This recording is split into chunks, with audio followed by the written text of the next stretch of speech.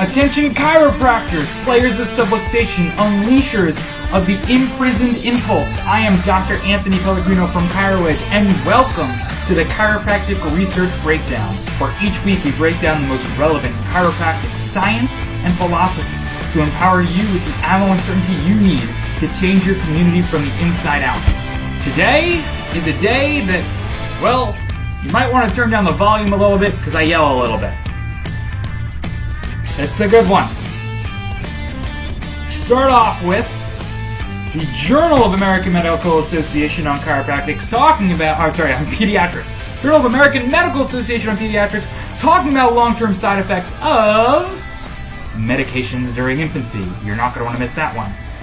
Go into a nice little rant about why the Journal of Chiropractic Medicine makes me want to vomit in my own lap, and close with the physiology from the journal Stress of how a better functioning nervous system, aka like chiropractic care, helps us better adapt to physical, chemical, and emotional stress. Once again, we started this last week, but I realized that the page actually wasn't up and running, so I fixed it this week. I've been doing really well with in our practice with Facebook videos, educational videos, using the content that we talk about each week in the Chiropractic Research Breakdown. And I put together a nice little free PDF for you guys to maximize your impact of any content that you produce on Facebook using some automation and tools. That if you're making the videos anyway, you might as well look at it. One of the things that I believe and one of the missions that I have in my life is to provide immense value. You guys know that I own the company ChiroEdge. That's kind of the company that runs with this. What we do is provide this information via handout and social media. So yes, I do make money from that, and yes, I do donate a lot to the ICPA, as well as the and we donated in the past to I forget who else we've donated to, but we have. But with that, my mission has always been to provide a minimum of 10 or more times the value than dollars I've ever made. That's why I like free resources. That's why we have this podcast. So if you guys want to get that free from us, there's no ask, there's no anything like that. I mean, you're on our email list, so you'll get emailed with random things I think about and research. It's chiroedgemedia.com/10x. Please take advantage of that. And here we go! Alright guys, I have been literally giddy to go over this article with you guys. It's not a chiropractic article. It's actually from the Journal of the American Medical Association, the AMA, JAMA, on pediatrics. And it's called Associations Between Use of Acid Suppressive Medications and Antibiotics During Infancy and Allergic Diseases in Early Childhood. The reason I'm so excited about this is because this is what we've been this is like what we've been saying. This is the eyes opening at the AMA.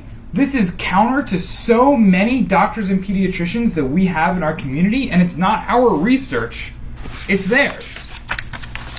What the American Medical Association says is that both gastric acid suppressive medications and antibiotics have been implicated as factors that may enhance the development of allergic diseases. Furthermore, acid suppressive medications which reduce protein digestion can affect how ingested antigens are processed in the intestinal tract.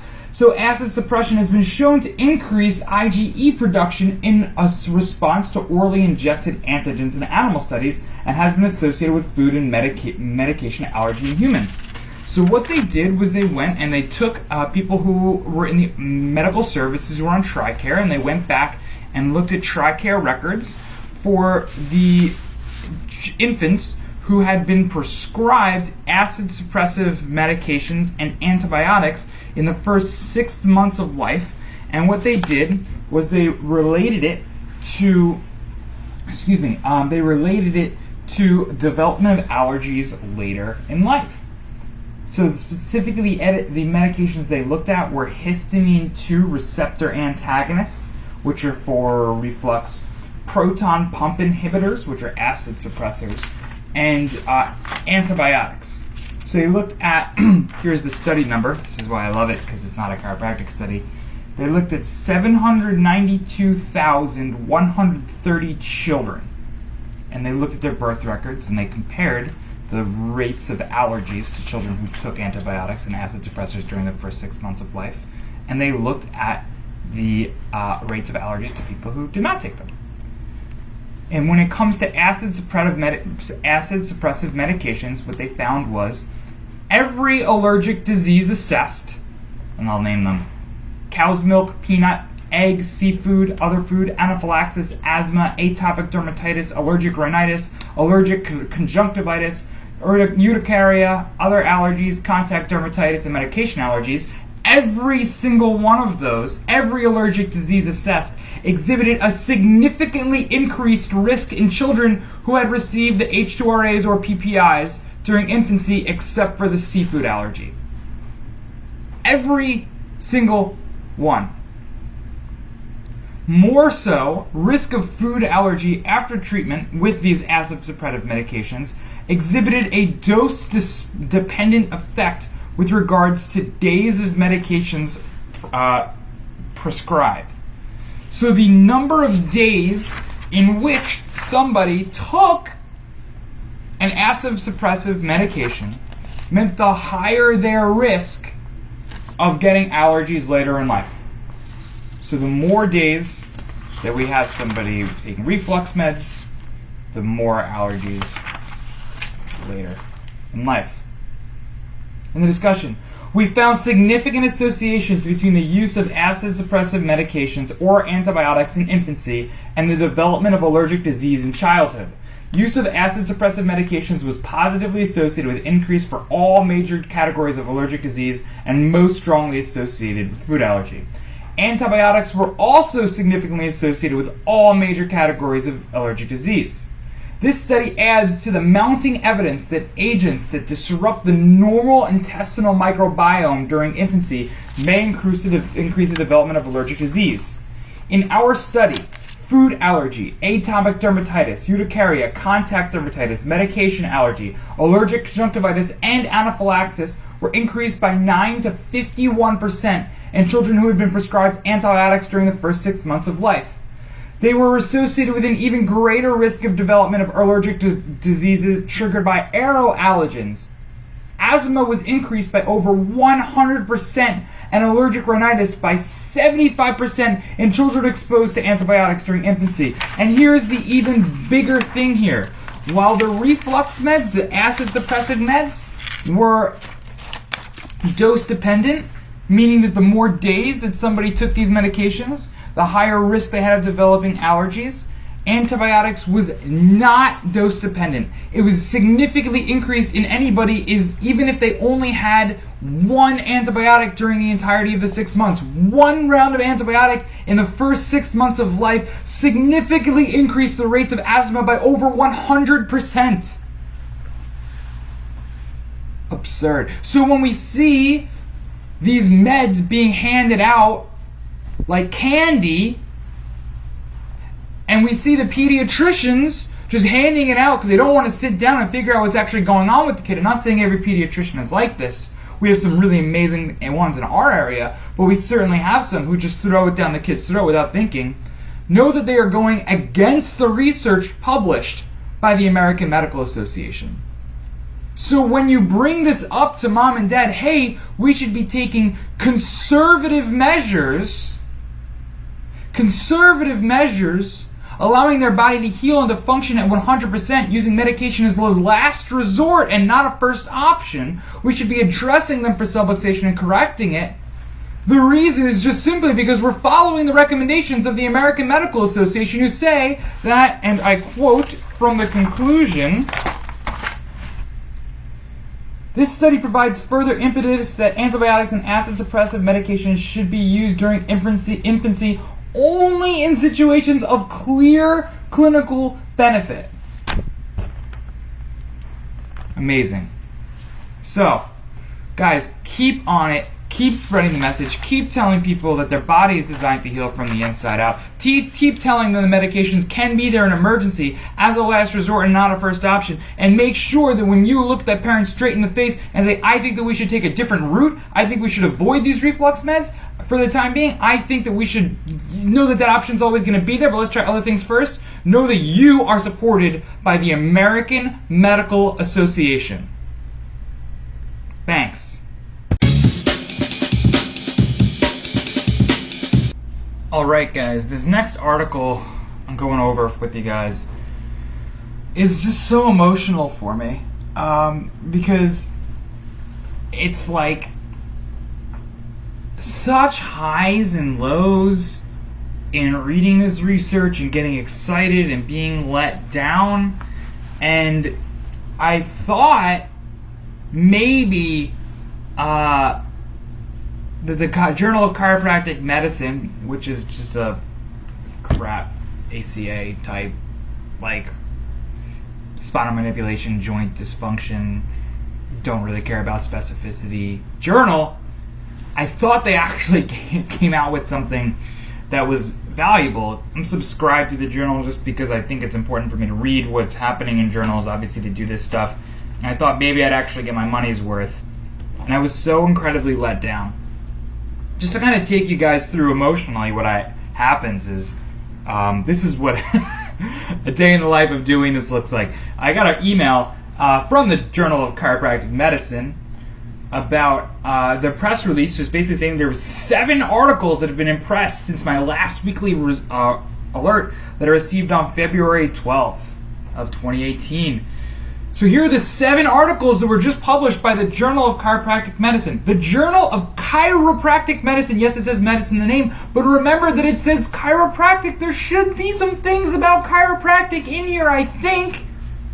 But here we go. These are the 7 articles that this journal that we give money to, that because of the way the chiropractic cartel works, our student loan dollars goes to. This is what they come out with. Number 1. Osteomyelitis of the thumb in a 21-year-old chiropractic patient. A case report. Okay. I guess I care. Next. Reliability of electromyographic assessment of biceps brachii and triceps brachii in cricketers. Right? So, reliability of needle EMG, which is of the biceps, which is really valuable for physical therapy. Not for chiropractic. I mean, yes, there's chiropractors who do physical therapy, but it's not chiropractic. Number 3, ultrasound-guided dry needling treatment of myofascial trigger points for piriformis syndrome management, a case series. Again, why this isn't a chiropractic journal, I don't know. Or for effect of foot reflexology on capillary blood glucose, tissue temperature, and plantar pressure of individuals with type 2 diabetes. Again, okay. Correlation of upper body balance, muscle strength, and power in cricketers belonging to different age groups. Okay, that might be important for a chiropractor to know. I'm good there. Multimodal therapy combining spinal manipulation, transcutaneous electrical nerve stimulation, and heat for primary dysmenorrhea. Okay. Influence of spinal manipulation on muscle spasticity and manual dexterity in participants with cerebral palsy, a randomized control trial. So I got all excited about this last one, which is once again about spinal manipulative therapy on manual dexterity and muscle spasticity in individuals with cerebral palsy, because it's a case study. Because it's a randomized control trial, and I'm all excited about this, thinking, oh my gosh, of all of those 7 articles, 6 make me want to actually, or 5 make me want to actually vomit in my own lap. And maybe the one, I don't care, but I could see why a chiropractor would care. And the last one, maybe there's going to be some redemption. Maybe there is.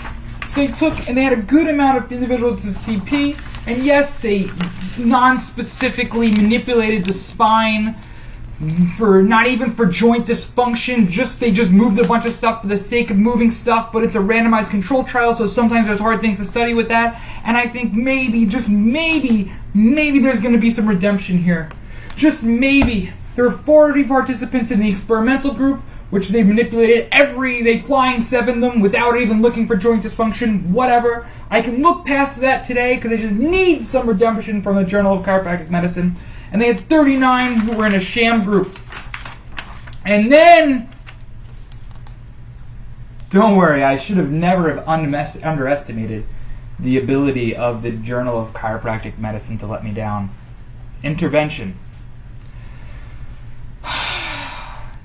Spinal manipulation was performed by an orthopedic medical doctor certified in manipulative therapy with over 10 years of experience after a 1-hour special training on how to perform sham of spinal manipulation. An orthopedic medical doctor in the Journal of Chiropractic Medicine. Not a chiropractor. Not chiropractic.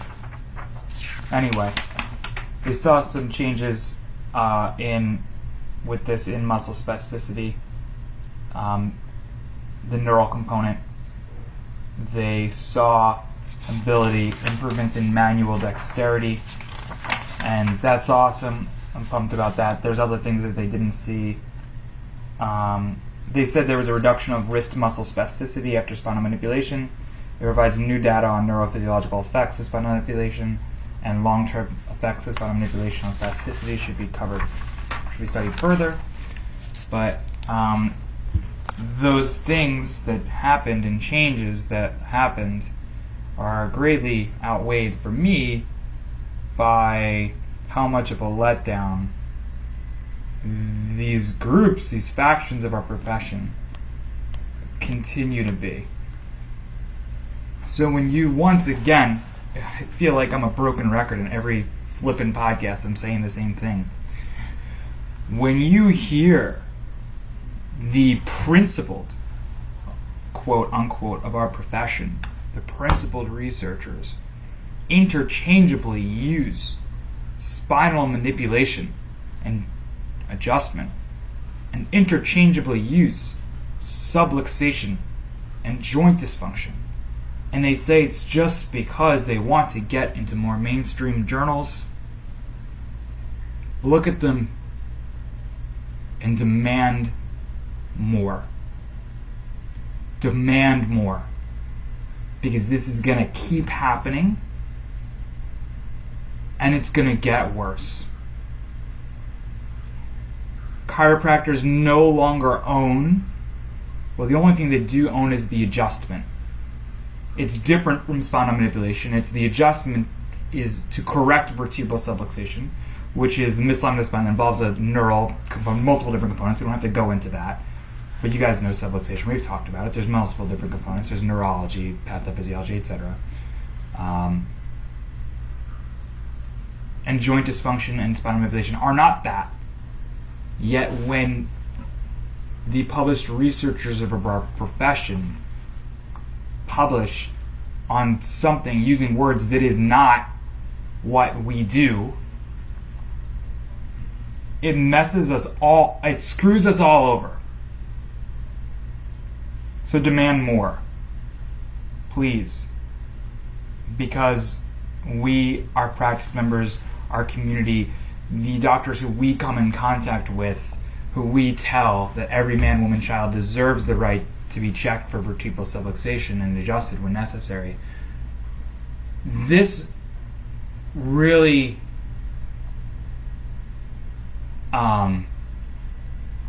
takes away from that, and I'm gonna leave it at that. I'm gonna leave it at that, because even though we did see some changes with this study, imagine if we had actually corrected subluxation. Imagine how much better change there would have been in these individuals with CP. So, on to the next one. Alright, this last article is awesome. And it's not a chiropractic article. It's from the journal Stress, which is the International Journal on the Biology of Stress. And it's amazing, and every chiropractor should read it. When we talk about that, and you say the words like chiropractic allows individuals to better process physical, chemical, emotional stress. This is the science of that. Now, I don't want to go too much into the cortisol, the really specific mechanisms here that they talk about, so I'm going to just kind of go through and tell you what you should know, what you should apply to your practice. But if you want to know more about that, I highly suggest reading this article because the discussion section is absolutely freaking amazing. And it's called During Stress, Heart Rate Variability Moderates the Impact of Childhood Adversity in Women with Breast Cancer. So this is in our category of articles that I like to call bridge articles. It's measuring HRV and saying the better an HRV score is, this is what happens. And we know that, while it's not about chiropractic specifically, we know via plenty of other articles of research that specific scientific chiropractic care improves HRV. So you can kind of infer and say, well, if chiropractic improves HRV and improvements in HRV mean this, then chiropractic means this. So this is why I like to call it a bridge article. What they did was they had a population of people with breast cancer. The cancer isn't specifically anything other than they just had this population. And they looked at it and they said, we wanted to look at how people with better HRV scores were able to overcome childhood emotional trauma. It could be sexual abuse, physical abuse, it could be emotional abuse, it could be anything. And they looked at this population of women, they graded the level of abuse, and they looked at their following HRV scores, and then what they did was they measured their stress responses via serum cortisol levels. I'm going to put this as simple as possible. Women in this study who had better HRV scores, therefore a better functioning and adapting nervous system, like what we would expect to see the change happen with specific and scientific chiropractic care, had less of a long-term physiological response to the stress of PTSD, physical, chemical, emotional abuse in childhood. These individuals had less of a physical stress response to trauma in childhood if they had a better functioning nervous system. The implications of this for chiropractic is huge, because we're talking about how from checking someone for subluxation from birth and improving the adaptability, improving their nervous system, which is measured by heart rate variability, means that the adversity, the trauma that they experience in their life, their body is going to be able to adapt and is going to be better overcome that and not have it manifest physically and stay with us for years and years and years and years and years. If you have a child who's going through something, the loss of a parent, the loss of a loved one, if you have a child who's undergone abuse, they need to get checked and adjusted. They need to. It's the entirety of the rest of their life. The rest of their life depends on it. How they adapt to the scenario. How you meet some people, what this is saying is you meet some people in a pin drops and they freak out. Being adjusted and checked for years and years and years makes them better not able to do that. Makes them better able to adapt to and handle stress. It's amazing. This is what we talk about as principled chiropractors. This is what we talk about as pediatric chiropractors. This is what it is about. You gotta read this. Absolutely. The parasympathetic vagal branch of the autonomic nervous system plays an important role in regulating the physiological response to psychosocial stress and in restoring homeostasis after stress exposure. This investigation revealed, the findings revealed that improvements in HRV, the degree of vagal response to stress, moderated the effect of childhood adversity on both cortisol and inflammatory response to stress.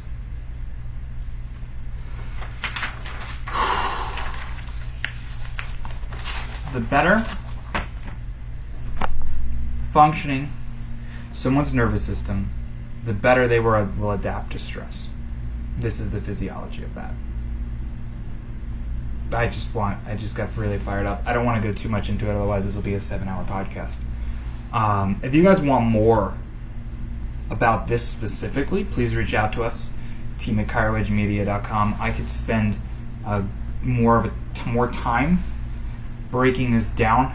I could put together like a video module if that's something that you guys would want, but I'm not going to do that without the demand. So if you guys want me to break down information like this for your teams, just shoot us an email, team at ChiroEdgeMedia.com, and I'll put something together.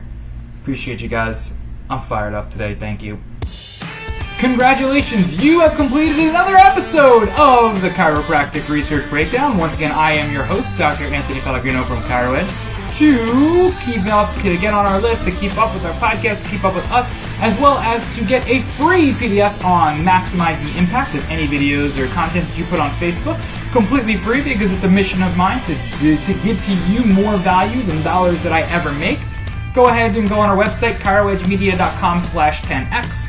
If there's any other things that you would like from us, products that you would like in the future, video modules that you'd like, or topics that you'd like us to encounter, please email us at team at ChiroEdgeMedia.com. That's TEAM at ChiroEdgeMedia.com. Go out this week and slay some subluxations.